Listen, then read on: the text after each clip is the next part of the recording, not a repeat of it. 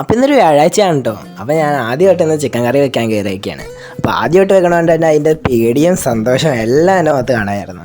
അപ്പോൾ ആദ്യം തന്നെ ചിക്കനൊക്കെ നല്ല സൂപ്പറായിട്ട് അങ്ങോട്ട് കഴുകിയെടുത്ത് അങ്ങനെ കഴുകി വെച്ച ചിക്കനിലേക്ക് മഞ്ഞൾപ്പൊടി, മല്ലിപ്പൊടി, മുളക് പൊടി, കുരുമുളക് പൊടി, ഉപ്പ് അങ്ങനെ എല്ലാം അങ്ങോട്ട് വാരി അങ്ങോട്ട് വിതറി. പിന്നീട് അതിലേക്ക് കുറച്ച് തൈരും കൂടി ആഡ് ചെയ്തു. അങ്ങനെ തൈരും ആഡ് ചെയ്ത് കഴിഞ്ഞ് അതും കൂടി മിക്സ് ചെയ്ത് അങ്ങോട്ട് കുറച്ച് നേരം ഫ്രിഡ്ജിലേക്ക് തണുക്കാൻ വെച്ചു. അങ്ങനെ ആ ഫ്രിഡ്ജിലിരിക്കുന്ന സമയം കൊണ്ട് ഞാൻ സവാളയൊക്കെ വേഗം തന്നെ അരിഞ്ഞരിഞ്ഞ് മാറ്റി. ഒറ്റയ്ക്കാണ് ചെയ്യണമെങ്കിലും അടുക്കളയിൽ തന്നെ അമ്മ ചുറ്റിപ്പരിഞ്ഞ് നിൽക്കുന്നുണ്ടായിരുന്നു കേട്ടോ. ഞാൻ അങ്ങനെ അടുക്കള കത്തിച്ചാലോ. അപ്പോൾ അത് കഴിഞ്ഞ് ഇഞ്ചിയൊക്കെ വേഗം ക്ലീൻ ചെയ്ത് മിക്സിയിലിട്ട് അങ്ങോട്ട് അടിച്ചങ്ങോട്ട് എടുത്തു. അപ്പോഴത്തേക്കും ചിക്കനൊക്കെ എടുത്ത് പുറത്ത് വെച്ചിട്ടുണ്ടായിരുന്നു. അങ്ങനെ അതിലേക്ക് അതിട്ട് അങ്ങോട്ട് മിക്സ് ചെയ്ത് അങ്ങോട്ട് വെച്ചു.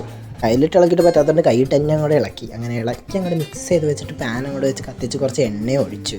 അങ്ങനെ എണ്ണ ചൂടായി വന്നപ്പോഴത്തേക്ക് അരിഞ്ഞു വെച്ച സവാളയൊക്കെ അതിലേക്ക് എടുത്തിട്ടു.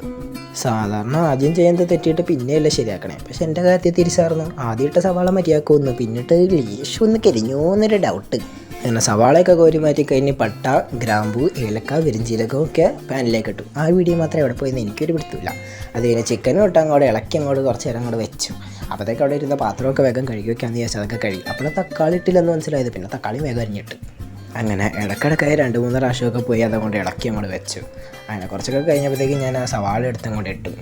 അതിന് കുറച്ച് ഗരം മസാലയും കുറച്ച് കുരുമുളക് പൊടിയും കുറച്ച് വേപ്പില അങ്ങോട്ട് എടുത്ത് അങ്ങോട്ട് ഇട്ടു. എന്നിട്ട് കുറച്ച് നേരം വീണ്ടും ഇളക്കിയിട്ട് അത് മൂടി വെച്ചു.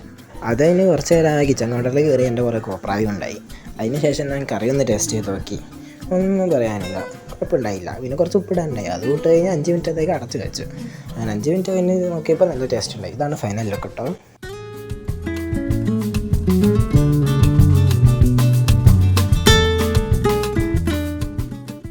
ഞാൻ വെച്ചോണ്ടാണെന്നറിയില്ല, എല്ലാവർക്കും ഇഷ്ടപ്പെട്ടെന്നാണ് പറഞ്ഞത്. നല്ല ടേസ്റ്റ് ഉണ്ടായി.